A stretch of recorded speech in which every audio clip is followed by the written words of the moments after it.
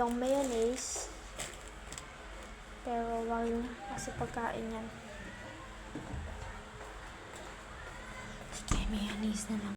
Natin yung tinapay sa taas. At yung mayonnaise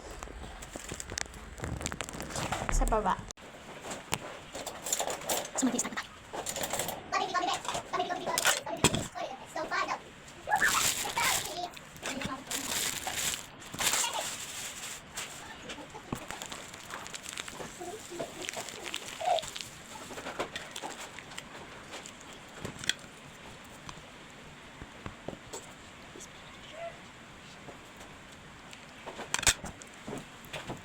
Bibigyan natin sa akin.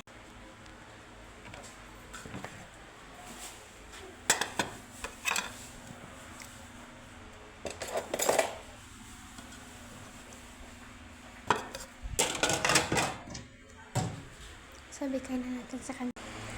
So, tulog siya ngayon, guys. Ibibigay natin sa kanya para merienda. Jade, merienda na po. Gising na. O, merienda ka na. Kainin mo na yan.